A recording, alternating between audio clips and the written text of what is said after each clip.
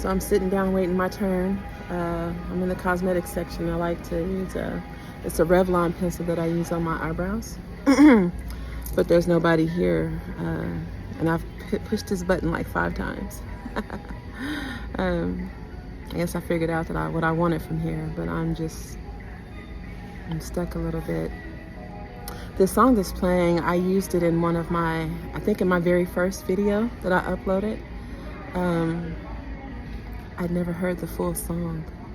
It's such a beautiful song. I'm going to probably post this video to that. No one's come. I pushed this button like 5 times and I called customer service. No one's come over here.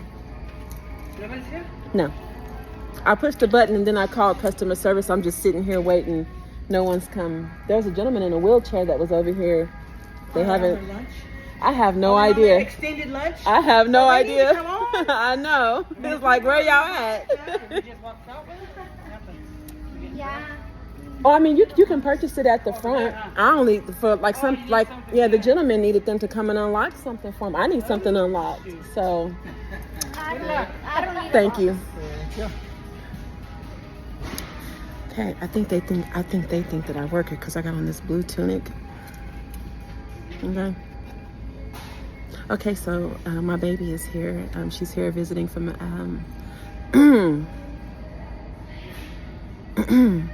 I just made my ears pop.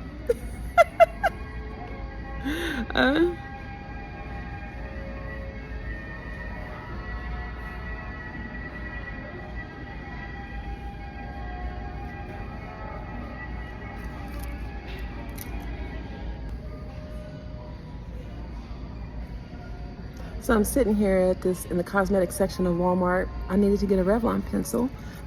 Excuse me, let's start that over. Okay, so I'm sitting down here waiting to get my car. It's been over an hour. I've been here at Walmart, right off of 240. And I have to say, every time I come here, which I don't hardly come here, but every time I come here, it is this type of wait. And I'm not talking about the wait in the automotive section, because I know that people like that happens and we have to wait sometimes. You know, there are other cars here. Other people have the same idea. But I was in the cosmetics section just trying to get my little Revlon pencil for my eyebrows. I sat there and pushed that button several times. I pushed it several times and waited for someone to come over there. I was over there for over 45 minutes, and I didn't really mind because I'm sitting here waiting for the car to be done anyway, and the car was in line with other cars, so I already knew that. I knew it was going to be a minute. I'm just saying, but in that time, I met some really, really cool people, and people come by, and they're waiting there with me, and we were just talking and sharing. We were just talking and sharing. I was just like, yeah, well, you have a good day. It was nice meeting you. And so I figured, since I'm here, okay, so let me tell you. So I have 3 other like videos that are about 20, one video is 20 something minutes and the other is like right at like 30 minutes. 30 minutes and some seconds. That were, it's just a lesson learned for me, because in my editing, I'm gonna tell you, apparently I got pretty emotional in the post that I haven't made yet, because I was checking myself for my language. Just using way too much profanity, and I didn't like it. I mean, it's the true reflection of what I'm feeling and what I have going on, no doubt. But I can do better than that. I know I can do better than that. And so I'm gonna do better than that. Not that there's necessarily anything wrong with me doing so, or for the other people who use a lot of profanity. You know, you curse or cuss a lot, however you want to say it. But I would like to not have to, what's the word? It's censor, and to go back and comb every single video. I should be able to record a video and just pop it up, right? Well, maybe like some general editing where maybe I'm putting like the words on the screen and changing the font, something like that, but not like beeping out Because like I do have more self-control than that, so I can show that. Anyway, I just want to say that part.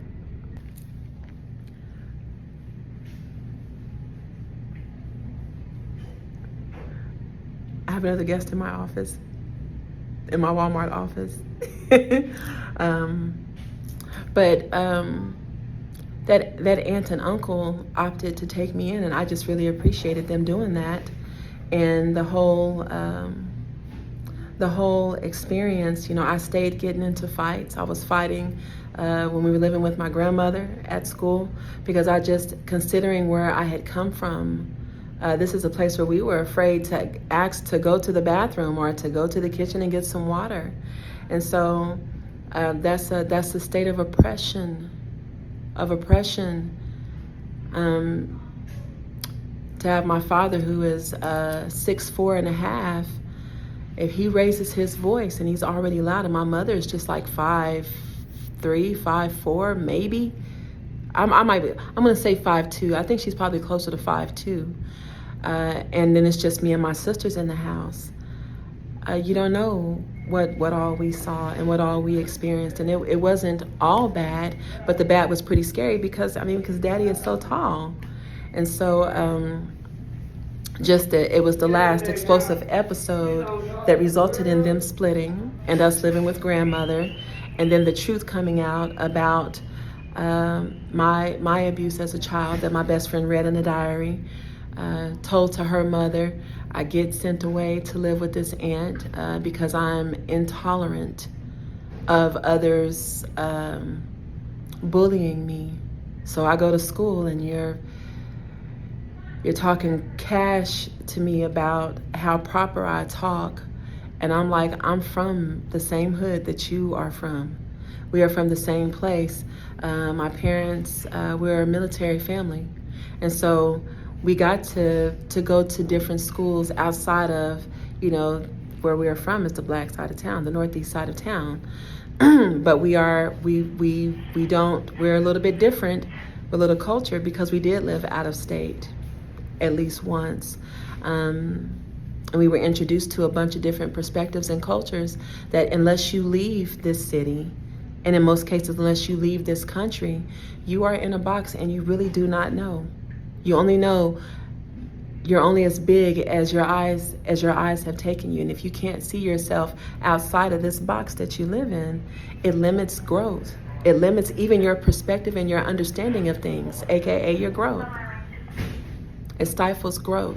And so I only know that because I still, to come back here all these years later, and there are generations. I'm gonna tell you, one of the streets there is that my father's people lived on the back side of this historic Church's Chicken, right off of 23rd and I think it's 23rd and Lottie, right next to Perry Broadcasting Station. My father's parents lived right behind that place for some years, whereas my mother's people lived right in front of the state capitol, right right there. You walk to the corner and look down the street, and the capitol is less than half. It may be a fourth of a mile away. There's just a difference in the culture. There's a difference in how people move and behave on that geographical location. Yes, we're all still black. We're all still, melanated people, but there was a difference. And I got to see, and they spoke about it with pride. It hit me funny as a child. So you work at churches, and your parents work at churches, and your grandparents worked at Church's Chicken. Unless this is your family-owned and family-run business, for me, that I won't say it was something that I was or would have been ashamed of, because I wasn't. It's just I was like, is that where we stop? Is that what's going to happen to me? So where my parents work, does that mean that's how I'm going to do? I'm destined to do what my parents did and go where they go and live where they lived? But anyway, but on that side of town, yes, I'm from there, to leave and come back and And my parents, you know, throw a stone at keeping me in clean clothes, checking my etiquette and making sure that I was carrying myself as a lady. Thank you so much. Making sure I carry myself as a lady, letting me know and keeping me conscious that I am always representing not only my family, but every ancestor before us, keeping it at the forefront of my mind. And then as I got older, because that's what I'm curious about, as how that's true what they said. Not that I was trying to disprove my parents, specifically my mom, but as I really wanted to understand, and I do understand more so. As if you consider that as for the female species, right? When I was born, when women are born, when little girls, as babies, we are born with all of the eggs we will ever have in our bodies. A woman we are not producing eggs and generating new eggs. We are born with all of the eggs we will ever have. And when you really think about that, my mother was born with all of the eggs that she would ever have. My grandmother, I've always been a part of this process. I've always been a part of their lives. They have always been a part and will always be a part of my life. These are the things that you have no control over. You do have control over where you live and how you nurture yourself and how you impact people around you. You do have the ability to change those things about yourself. Because there were some people who knew what had happened to me, who instead of them actually making the inquiry and asking me, well, what exactly happened? Your best friend read this in a diary. Her mother came over here and basically snitched on you, told the whole family. Can you tell us in your own words what happened? I never got that. But they were hitting me with, well, it probably happened because look at how you dress. Mind you, I think at the time that everything came out, I was just like 10 or 11 years old. I was like, now last time I checked, I don't buy my own clothes. I was very curvy. How come you guys didn't catch that I got more junk than you and I'm just 11 or 12? Gee, how does that happen? Who is stimulating your body that is changing like that? To have a menstrual cycle at 8 years old? What happened that thrusts a young woman into that type of transformation? But again, when I look back, they were all just like in their 20s.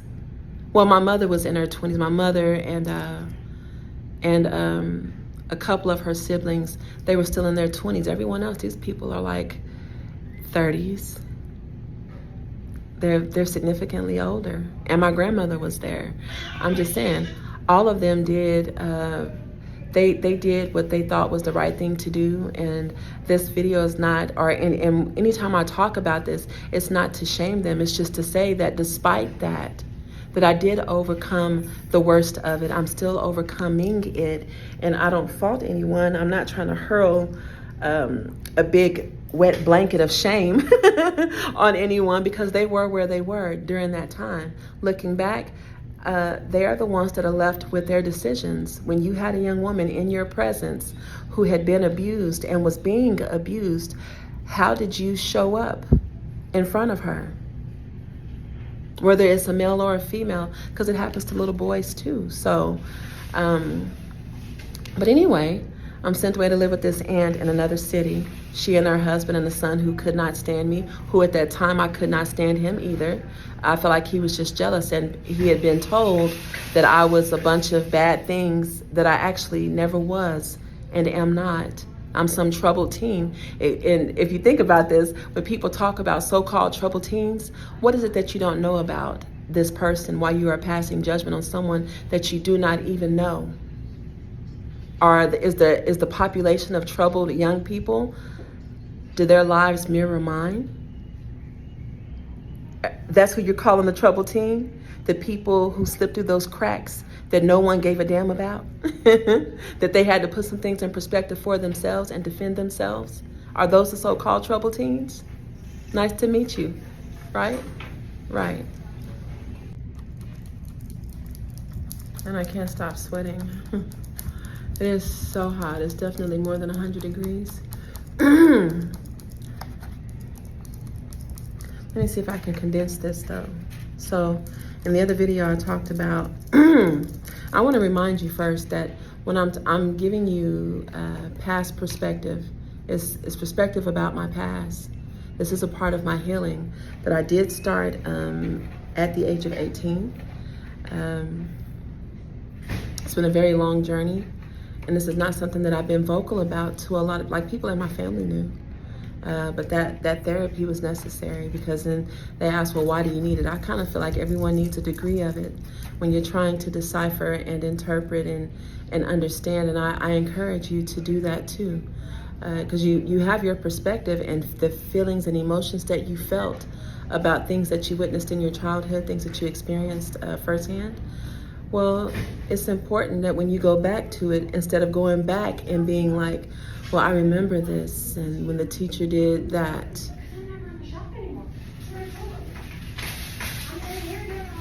The teacher did this and the teacher did that, and my mom and dad did this, and I have cousins and aunties who did that, is understanding, just really getting an understanding of what you're looking at and maybe why people did what they did, why your observations were what they were, because that happens to me. And my earbud just went out, so just a second.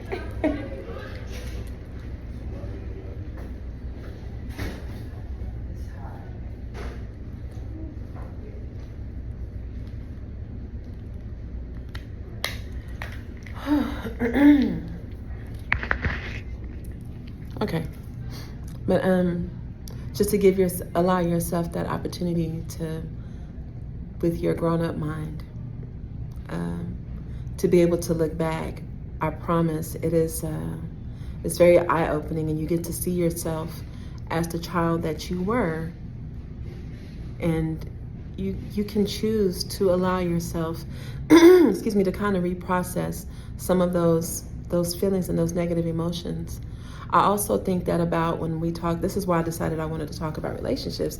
Not like I'm somebody's relationship guru or anything like that, because I'm still learning and growing, and I don't think that that's gonna ever stop, no matter how old I am, or if and when I get married again, you know, or I get in my next relationship. I'm still thinking back and replaying things, so that I make sure that when I move forward, that I don't move forward with any of those things latched on to me.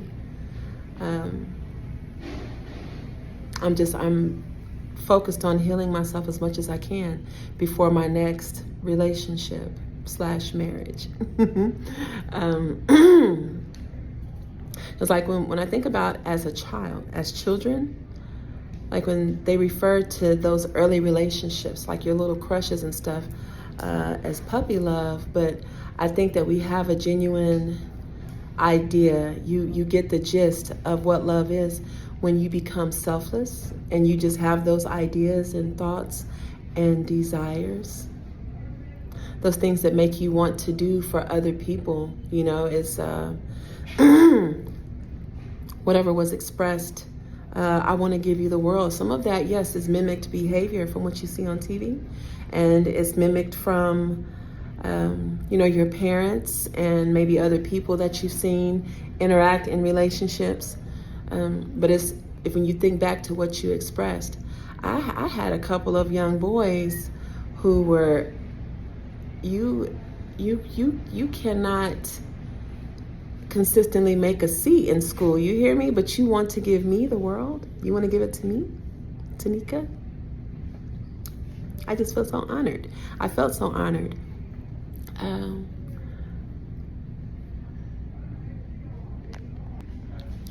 Okay, people think when I'm holding the phone up that I'm recording them, and I'm not.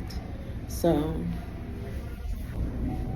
I don't care what they think, because the only thing behind me, so what's on the other side directly in front of me is this.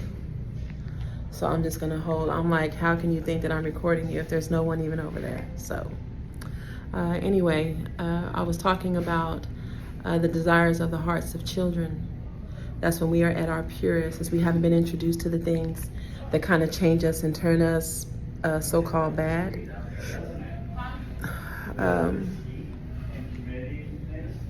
But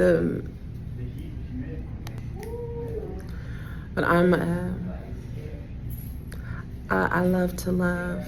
And so as I've been getting to know myself and getting better acquainted, and in some aspects getting reacquainted, you get reacquainted when you unlearn some things, then you have to try those habits and moving in your regular day-to-day with a new fresh lens. And so that has been so challenging to me.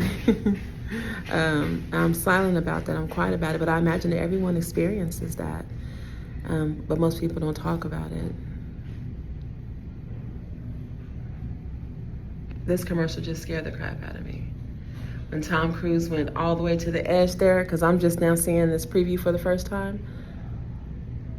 Oh my God, this is why I don't. So help me, Todd. This is why I don't watch TV, because there's so many juicy shows. There's so much talent right now that I can lose myself in just watching shows, and I have to fight to not do that. This one that we used to watch a long time ago, Supernatural. Between that and Charmed, and we stayed, and then American Idol would come on. Don't watch a whole lot of stuff, but anyway. Okay, so let me see. So in my life, to date, I've had 6 boyfriends. 6. I married 2 of them, which was the very first and then the very last. I haven't had an actual relationship in a very long time. And it's not that I want one. I know because of my, I don't want to say my skill set as a woman. I don't want to necessarily say that, but it's basically what is in my heart. And I know what I am and who I am. I'm a partner. I know how to nurture and to protect and to build up and to encourage and to be a rock. And I know the importance now of leaning.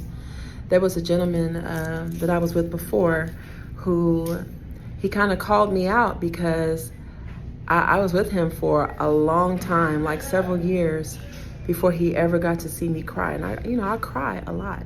I released in tears. If I get angry and I'm trying to control my temper, I have the control to not come out of my mouth and cuss you up and down and put hands on you most of the time. I'm not gonna lie, I've struck a couple of people, so I'll disclose that too, okay? I'm not perfect. But when I'm trying to not raise my voice and I'm trying to not curse, I'm trying not to get fired and walked up out of here, I will cry if I get mad enough. So, or if that urge to resist becomes too much for me, I will start crying in a heartbeat. But I wouldn't cry in front of this guy, and it's because innately, I felt like, I don't want to say I just knew, because you can say that you know something that the other person is completely in denial about and will not own, will not admit, and have you thinking that your ass is crazy, and you're not. But I really I didn't believe at that point that he had my back. I didn't see him as a permanent fixture in my life. And so I was like, you want to, and he was taking it personally too, because I would just go in the bathroom. I had a bad day at work, or I'm thinking about, my family and things that are unhealed, or things that are, still a rift between us. He was like, well, you don't have to go away. You can show me that. That's what I'm here for.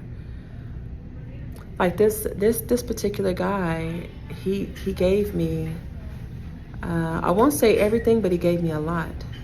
Anything I asked for, he would have given it to me. And because of that, I hope the ladies are listening. When you have a mate, a boyfriend or a husband who will give you anything, he will do anything for you, you have a duty to protect him, to protect that.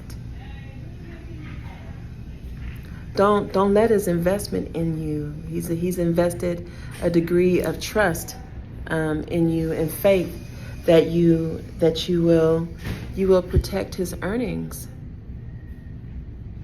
Even as a sugar baby, right? For the sugar babies out there, If they're giving you money, don't squander it. Don't be asking for shit that you don't need. Because inevitably the day is going to come where you will need it. And on top of that, it's like, do things that you can be proud of. I can't even say for sure that had it not been for all the trauma that I experienced as a child, that without that I might be just like them. Because I don't think that, because many of them have some of the exact same traumas. I do think that if I hadn't looked and had my mother as an example for me to see how she moved, and to see how other people responded to me, how they responded to her when she really, really needed people, and they just were not there. They were there with a bunch of lip service. It's like you cannot be conscious of how that makes you look for that to be your answer or that to be your solution. A woman with three children crying on the brink of being homeless, and you're like, there are plenty of shelters you can go to. I heard some pretty flamboyant ideas tossed around. And so, and then with my own things, every time something, from things at school, things with my family, just a bunch of different things at church. These people were clearly you're not conscious that this is something, this is going to be a reflection of yourself. And however time travel exists, however spiritually, if after we lose this flesh and we lose this skin, if we are still here and we have the ability to see our entire lives from start to finish, if we can come back from the future and look back, give it to yourself to not have sown a bunch of things. It's one thing, what people think about you in the world, but what you think about yourself. Like, don't fool yourself into dismissing bad behaviors, dismissing bad habits. I'm not saying just be so hard on yourself, become your own parent, become your own guide, but kinda, for you to do inner child healing, you are taking a role. You don't become the child to do inner child healing. You are communicating something to your inner child. And so that's the main reason.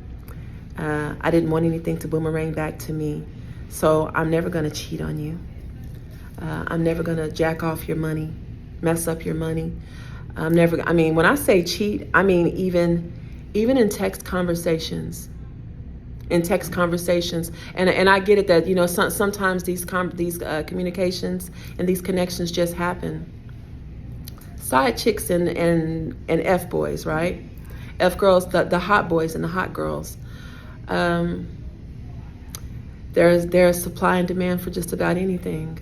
And I'm not knocking anyone for their hustle and how they move, whatever you choose to do, but I have always had a curiosity about this.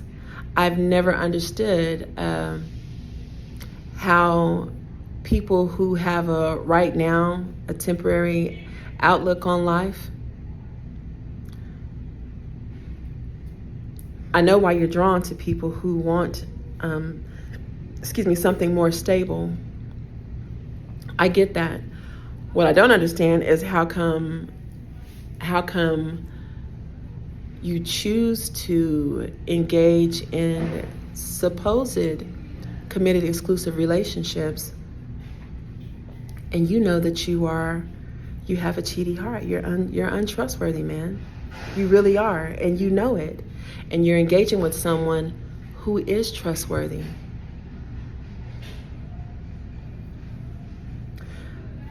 That's in there with so many other, because it's a traumatic experience. I'm gonna say, like I say that I've only had 6 boyfriends, right? And I have only had officially 6 boyfriends. Since me and my most recent divorce, I have been ghosted like 4 times. 4 times, because I'm not quick to lay down with the guy.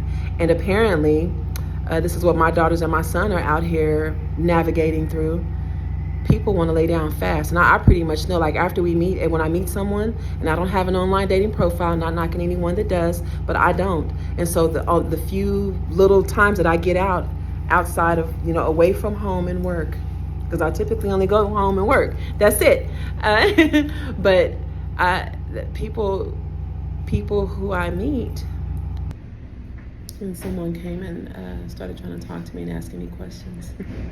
I'm like, I know I'm wearing blue. I don't think it's the Walmart blue, or is it? You see the blue that's next to my shoulder? Is that a Walmart blue? Is that what that is? God, the cup is so, like, my body is shifting. And so it's like I'm in there, but you see how far that cup is sticking out? But I also have crystals, like big crystals. Let me see. That's my phone earbud. I keep like giant crystals in my bra. It's bad. It's bad. It's not bad. Don't let me say that it's bad. But I'm saying, like, you can't actually tell that my body is shifting. And the scale is not changing though. It's the weirdest thing. It's like it looks smaller in some places. The scale is exactly the same. And I've not been working out. Just been kind of toasting in the sun a little bit. But anyway.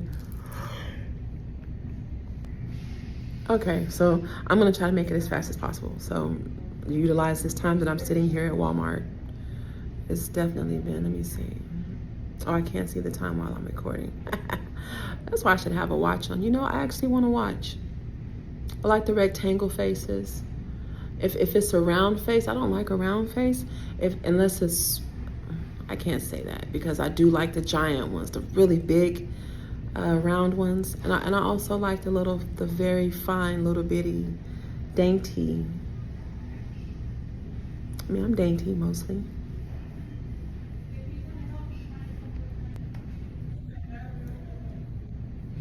I'm back. Okay, so I can't seem to continue my recording. I keep saying I'm gonna make it as fast as I can.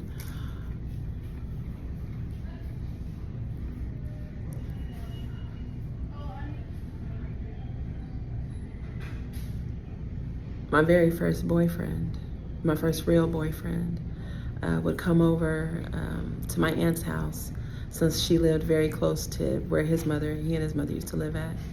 And a lot of my family did not like him because of how he looked. Plus, he was he's actually very popular. He's one of those people that anywhere he goes, I don't give a damn what city, state, or country he goes to, people know him. He knows people. He is a connector. If I'm going back to some 5 Voices training that I recently re-experienced, I see him as like a pioneer connector. He's just one of those people, and my family just never, they did not like him whenever we were younger. I met him at, I was 12, he was 13, and he was a really good kid. We both were, and he's the oldest of 3 boys, I'm the oldest of 3 girls, and he is literally taking care of his brothers at that point. And I am just being reintegrated back into the family. I had been sent away to live with one of my aunts and her husband. And I was in a bad place, and I was just coming back. But this young man, he was the first person who, because he was like, why haven't you been here with your mom and sisters? And I was like, because I was sent away. And he was like, I want to know what happened. Why were you sent away? Are you a bad kid? And I was like, no, I'm not bad. My parents split.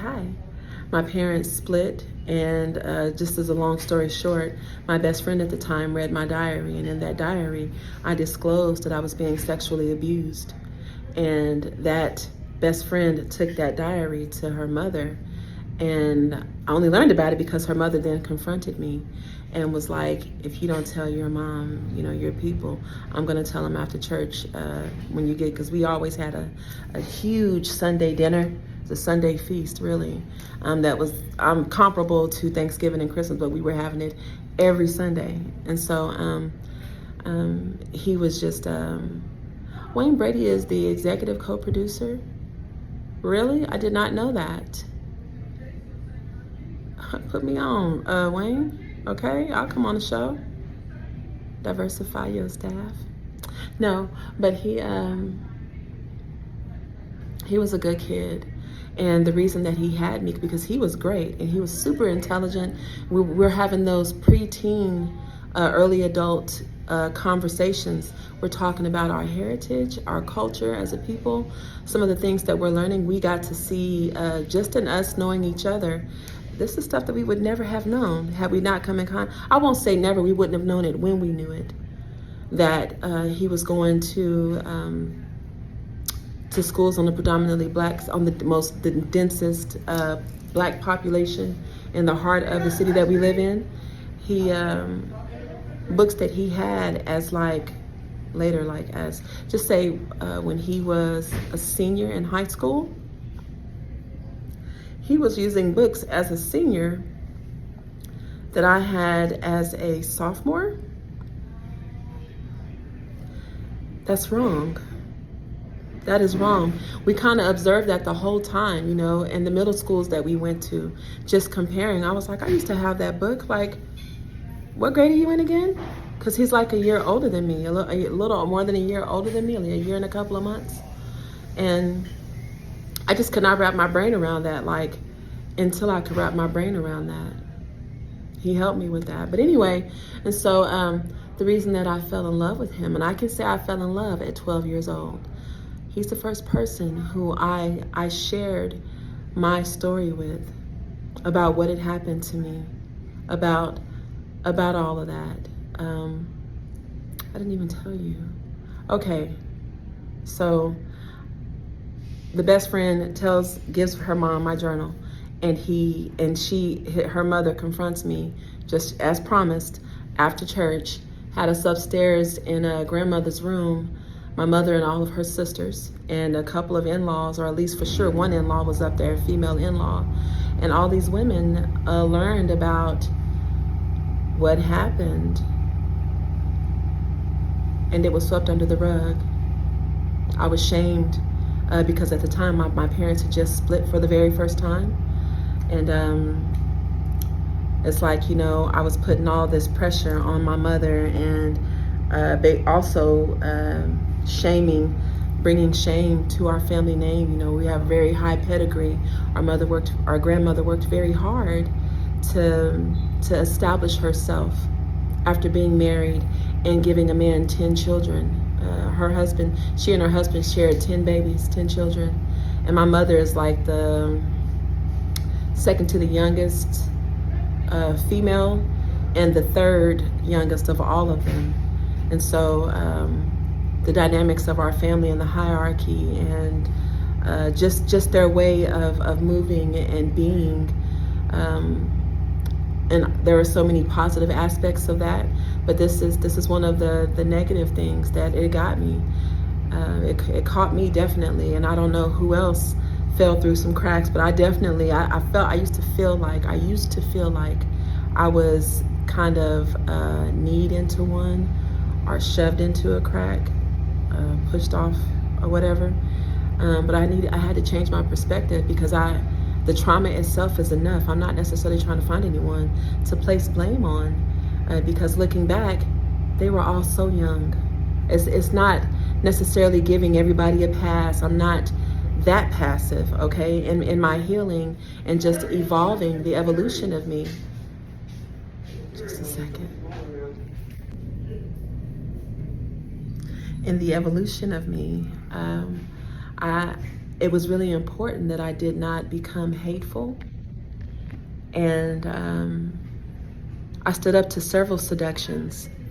That idea of,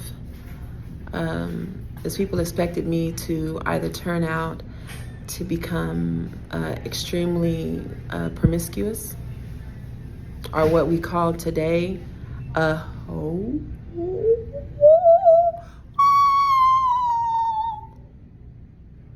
I never was. Or I was gonna become gay. And they used to say it all the time, I can just see it. I can just see you. And I'm just like, you don't know me. Like, I've had enough people touching my body without my permission. I could never be that. I could never willingly share it with 5, 10 people at a time, or even 2 or 3 people at a time. If you cheat on me, it's over. That's the other thing.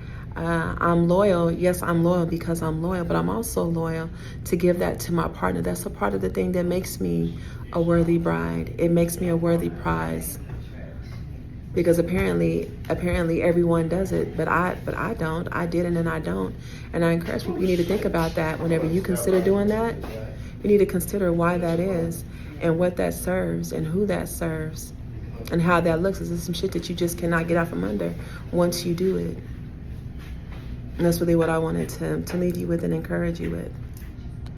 Okay, y'all. So this sister and her husband came in here. I'm assuming he's her husband. This sister and her significant other came in here, and long story short, she does credit repair, right? And so we exchanged information, or actually she gave me she got my number. I think she's supposed to be texting me. I didn't do that right. I need to confirm, your actual name and the name of your business, so that I'm not caught off guard whenever I see you. But anyway, I told her, I was like, hey, I support your business. I'll support your business. I'll see what you're talking about. I was like, if I may make a suggestion, right? If you are promoting stuff online, it is so important that, yes, it just maybe put it as a disclaimer at the bottom of the screen when you're recording, or make sure that it comes out of your mouth. Hey, nobody wants to get got. Nobody wants to get got. I am not here to play with your money or to waste your time. I know a lot of people have X, Y, and Z that they are promoting.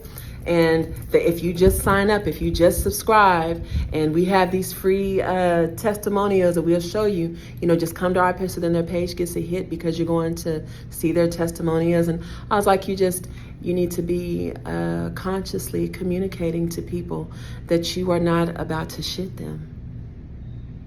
I'm not here to get you. You're not going to get got by investing a little bit of time. And I told her, and the other one is just like the newest lick, is everyone creating these master classes. I'm not discrediting anyone's master class or whatever it is that they're actually teaching you on, regardless of what your credentials are that enables you to be able to stand up on a platform and sell yourself. It's regardless of that, because some of us don't even have college degrees. Some of us don't have great credit, but can help you to get your credit right. I'm just saying, I understand how it works, but I just wanted to encourage her just to do as she does, and to do so with the highest integrity, the highest moral fiber. And I love talking to younger women younger than me. They have stars in their eyes, man.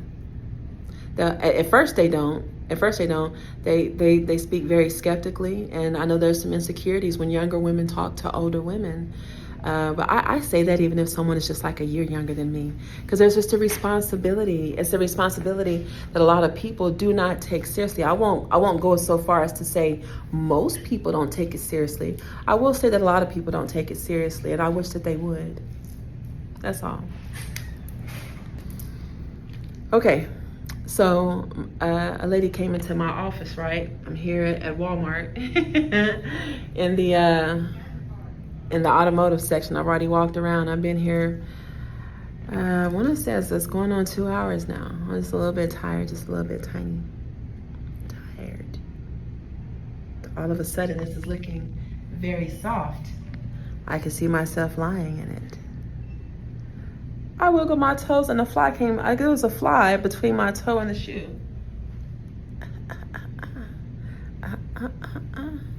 Anyway, so nasty. Okay. And so anyway, it's back about the boyfriend, right? And so I'll condense it. I'll give you the condensed version. Because I can always go back and give you the long version. I did record that one video that's 20 something minutes, and then the other that's like right at 30 minutes. That kind of gave you my history, and it's really important. I'm sharing for perspective. It's not just to tell my business. I also have zero shame. I'm not ashamed of the things that built me into the positive being, positive thinking and functioning being that I am. And those things that contributed to my shadow side, I'm not ashamed of those things. And I don't think that anyone should be. The things that happened to us, you had no control over those things. Is what the things that you do have control over, be conscientious about that. And forward thinking and forward moving about that. For anyone who needed that word, who needed to hear that.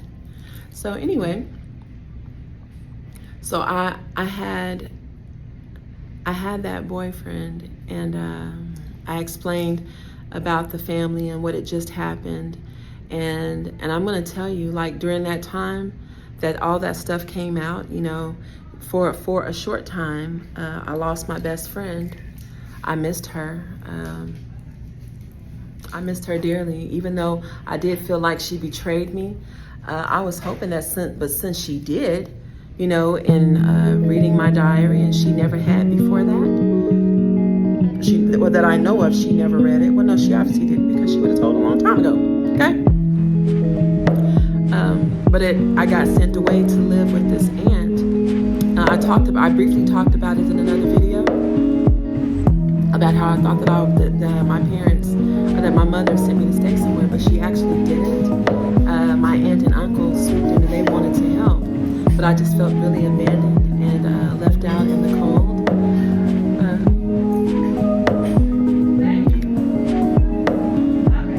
They said my car is ready, so I'm gonna go. I'll come back to this. Peace.